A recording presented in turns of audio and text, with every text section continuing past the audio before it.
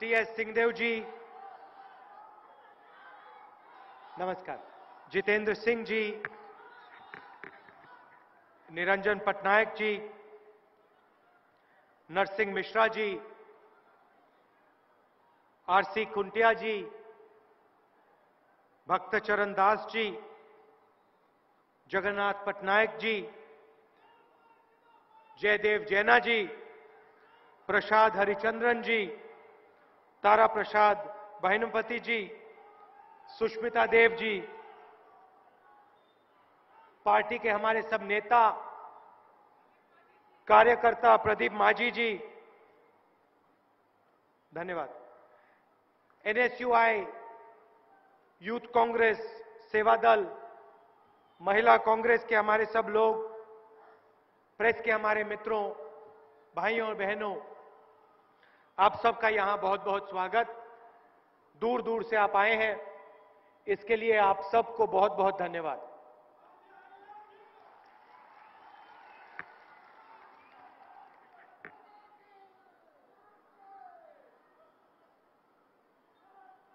कुछ ही दिन पहले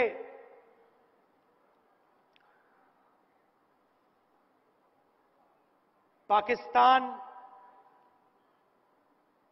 पर वायुसेना, हिंदुस्तान की वायुसेना ने आक्रमण किया, बम गिराए, हमारे लोग शहीद भी हुए। 70 साल से हिंदुस्तान एरोनॉटिकल लिमिटेड वायुसेना के लिए हवाई जहाज बना रही है। ओडिशा में यहां पास में कोरापुट में मिग हवाई जहाज, सुखोई हवाई जहाज का इंजन बनता है और ओडिशा के युवा, हिंदुस्तान के युवा वायुसेना के लिए हवाई जहाज बनाते हैं, देश की रक्षा करते हैं। तो जब एयरफोर्स के विमान हिंदुस्तान की बॉर्डर की रक्षा करते हैं तो उसमें ओडिशा के युवाओं का भी हाथ है, आपका भी हाथ है।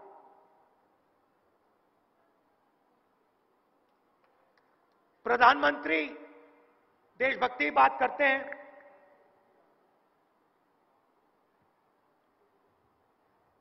एक तरफ देशभक्ति की बात करते हैं और दूसरी तरफ वायुसेना से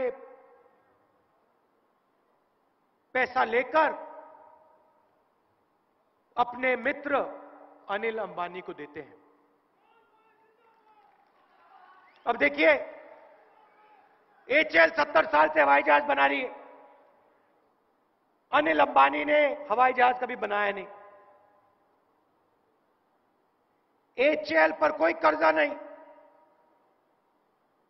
अनिल अंबानी पर 45,000 करोड़ रुपए का कर्जा।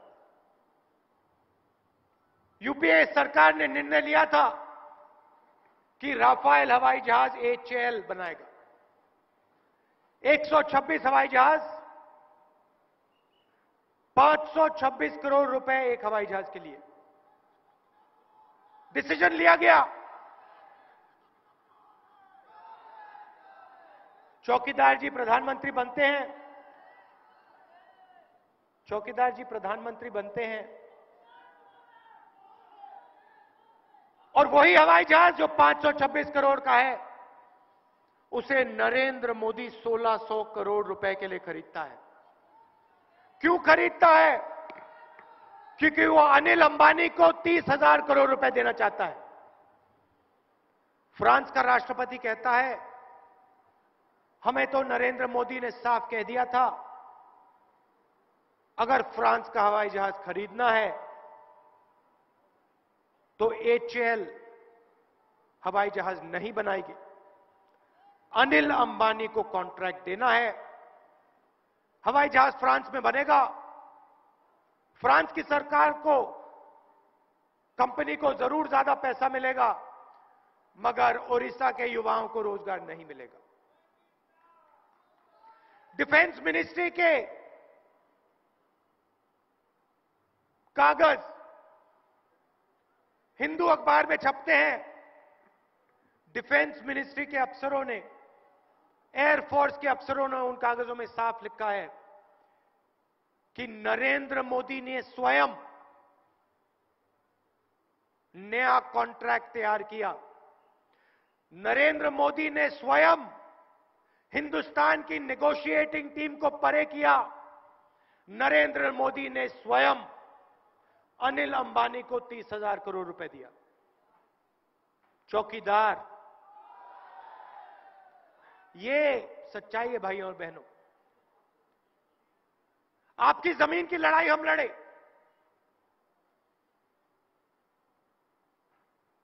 जमीन अधिकरण बिल लाए, आदिवासी बिल लाए, पैसा कानून लाए। हमने हक आपको दिया। कानून में साफ लिखा था, बिना पंचायत से पूछे, बिना किसान से पूछे, बिना आदिवासी से पूछे सरकार उसकी जमीन नहीं ले सकती। साफ लिखा था कि अगर आदिवासियों ने, किसानों ने अपनी जमीन देनी चाहिए तो मार्केट रेट से 4 गुना ज्यादा पैसा आदिवासी और किसान के बैंक अकाउंट में जाएगा। आपकी जमीन की रक्षा की, आपके भविष्य की रक्षा की। और पार्लियामेंट हाउस में उसी चौकीदार ने जमीन अधिकरण बिल को रद्द करने की कोशिश की। 3 बार आए, 3 बार कांग्रेस पार्टी के लोगों ने आपकी रक्षा की। मैं भी खड़ा था लोकसभा में। हमने साफ कह दिया कि आदिवासियों की, किसानों की जमीन आप हिंदुस्तान के 15-20 उद्योगपतियों को नहीं दे सकते हो, और अगर देनी है तो किसान से पूछकर, आदिवासी से पूछकर, और उसे सही रेट और कॉम्पेंसेशन देकर। लोकसभा में हमने रोका, राज्यसभा में हमने रोका, मगर यहां आपके चीफ मिनिस्टर और नरेंद्र मोदी बीजेपी के सब प्रदेशों में इस बिल को खत्म करने का काम करते हैं। आज ओडिशा में बिना आपसे पूछे, बिना आपको सही रेट दिए, नवीन पटनायक जी आपकी जमीन ले लेते हैं और उनके मित्रों को दे देते हैं। मैं आपको छोटा सा उदाहरण देना चाहता हूं। यहां स्टेज पे आज सिंहदेव जी बैठे हैं। बस्तर में टाटा की फैक्ट्री थी। टाटा ने जमीन ली थी, फैक्ट्री लगानी थी, फैक्ट्री नहीं लगी। जमीन अधिकरण कानून में लिखा है, अगर किसान की, आदिवासी की जमीन ली गई और 5 साल के अंदर उस पे कारखाना या फैक्ट्री नहीं लगी तो जमीन वापस किसान को, आदिवासी को दी जाएगी। बस्तर में कांग्रेस पार्टी की सरकार ने टाटा कंपनी से जमीन वापस ली और आदिवासी भाइयों को वापस कर दी। छोटा काम नहीं है भाइयों और बहनों, ऐतिहासिक काम है। यह आपकी जमीन है, यह आपका हक है। और सिर्फ जमीन का काम नहीं किया हमने छत्तीसगढ़ में, राजस्थान, मध्य प्रदेश, पंजाब, हरियाणा में। आप जाइए, छत्तीसगढ़ जाइए, छत्तीसगढ़ जाइए और उनसे पूछिए, कांग्रेस पार्टी की सरकार आने से पहले उनको धान का क्या रेट मिलता था और कांग्रेस पार्टी की सरकार आने के बाद उनको क्या रेट मिलता है। मैं खुशी से आपको बताता हूं कि छत्तीसगढ़ के किसान को 2,500 रुपए धान के लिए मिलते हैं। और मैं आपसे पूछता हूं, आज यहां धान के लिए आपको क्या रेट मिलता है? 1,600। कांग्रेस पार्टी की सरकार आएगी तो यहां भी आपको 2,500 रुपए से कम रेट नहीं मिलेगा।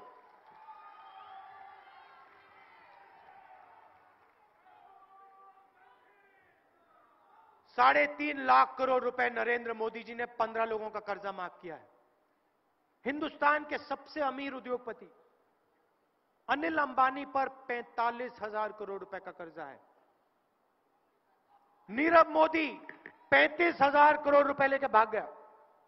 मेहुल चौकसी चोरी करके भाग गया। विजय माल्या 10,000 करोड़ रुपए लेके भाग गया। मगर जब हिंदुस्तान और उड़ीसा का किसान कर्जा माफ करने की बात करता है तो नवीन पटनायक जी और नरेंद्र मोदी जी कहते हैं हम नहीं करने वाले। छत्तीसगढ़, राजस्थान, मध्य प्रदेश के चुनाव से पहले मैंने साफ कह दिया था, चाहे कुछ भी हो जाए, कांग्रेस पार्टी की जैसे ही सरकार बनेगी 10 दिन के अंदर, 11 दिन में नहीं, 10 दिन के अंदर इन प्रदेशों में हर किसान का कर्जा माफ हो जाएगा। और भाइयों और बहनों, खुशी से मैं कहता हूं, खुशी से कहता हूं कि तीनों प्रदेश में 2 दिन के अंदर हर एक किसान का कर्जा माफ हो गया। ये काम किए जा सकते हैं। उड़ीसा में पैसे की कोई कमी नहीं, आपके पास सब कुछ है, जल, जमीन, जंगल, माइंस, सब कुछ, नेचुरल रिसोर्सेज, मगर आपसे छीना जाता है। और जो आश्वासन हमने मध्य प्रदेश, राजस्थान, छत्तीसगढ़ में दिया, वो ही हम यहां पे करने जा रहे हैं। कांग्रेस पार्टी की सरकार लाइए और उड़ीसा में हम किसान का कर्जा माफ करके दिखा देंगे।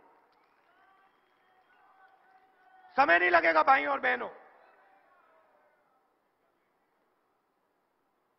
और उड़ीसा में गरीब जनता है, गरीबी की कोई कमी नहीं उड़ीसा में। नवीन जी आपके चीफ मिनिस्टर हैं, सबसे गरीब प्रदेश है ये। कुछ दिन पहले पार्लियामेंट हाउस में बजट का अनाउंसमेंट हो रहा था, पीयूष गोयल ने अनाउंस किया कि हर किसान को वो दिन के 3.5 रुपए देंगे। सबसे अमीर लोगों को हजारों करोड़ रुपए और हिंदुस्तान और उड़ीसा के किसान को 3.5 रुपए दिन का, एक परिवार को 17 रुपए। और उधर 5-10 मिनट बीजेपी के एमपी ने ताली बजाई। मजाक बना रखा है। शर्म आनी चाहिए इन लोगों को। मैं आपको बताता हूं कांग्रेस पार्टी क्या करेगी। अगर नरेंद्र मोदी 3.5 लाख करोड़ रुपए 15 लोगों को दे सकता है, तो कांग्रेस पार्टी हिंदुस्तान के गरीब लोगों को भी पैसा दे सकती है। और मैं आपको बताऊंगा कैसे करेंगे। 2019 के चुनाव के एकदम बाद कांग्रेस पार्टी की सरकार आएगी। हम ऐतिहासिक काम करने जा रहे हैं। ऐतिहासिक काम, माताएं और बहनों आप अच्छी तरह सुनो। मनरेगा हमने दिया, भोजन का अधिकार दिया, किसान का कर्जा माफ किया, कंप्यूटर रेवोल्यूशन,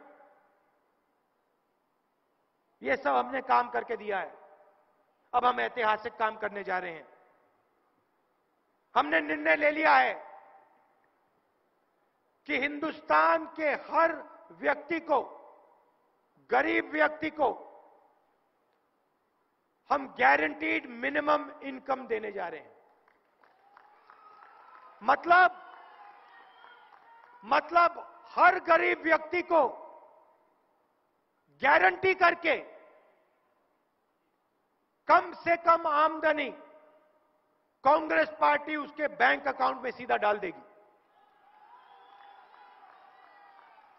मोदी जी 3 रुपए डालते हैं ना, आपका मजाक करते हैं, आपका अपमान करते हैं। चौकीदार, कांग्रेस पार्टी आपको मिनिमम गारंटी आमदनी देगी। और हर महीने देगी। जब तक आप गरीबी से नहीं निकलोगे तब तक देगी। आज महिला दिवस है।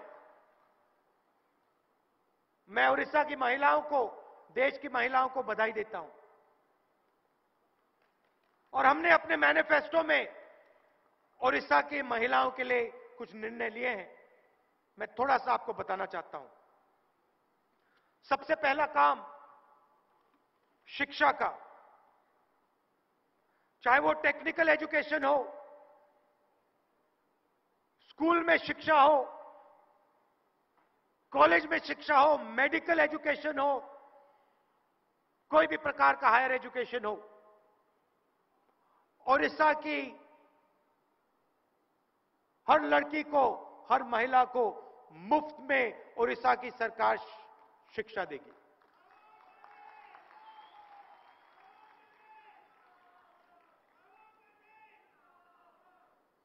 हर गरीब लड़की को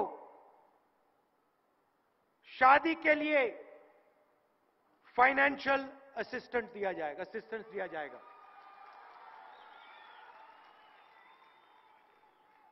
जो विधवा पेंशन है, 2000 रुपए का विधवा पेंशन आपको दिया जाएगा।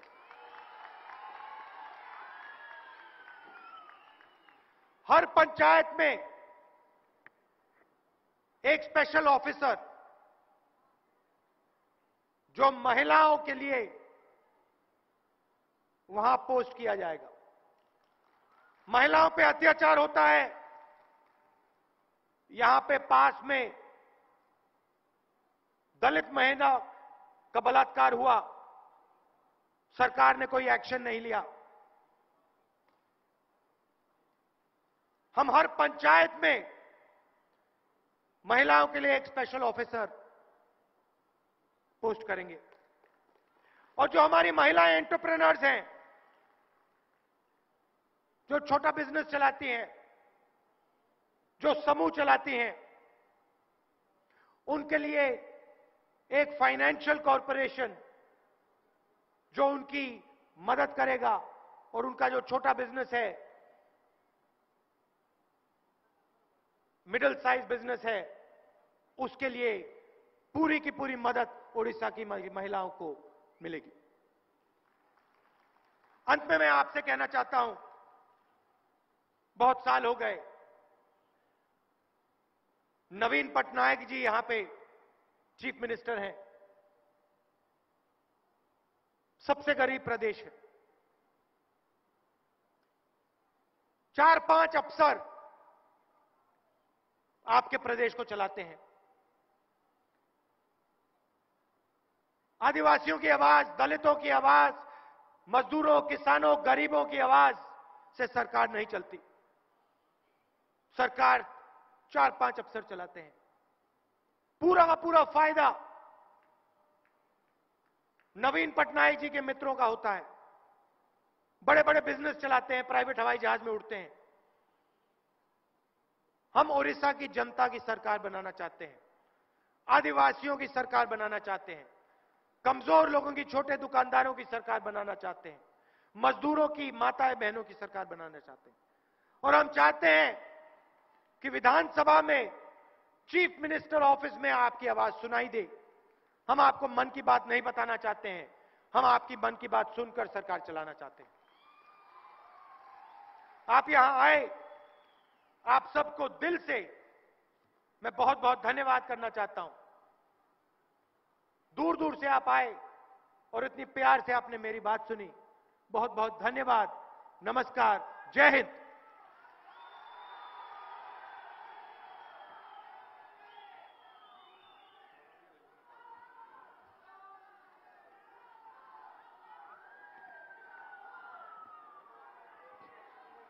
वर्तमान अनुरोध करी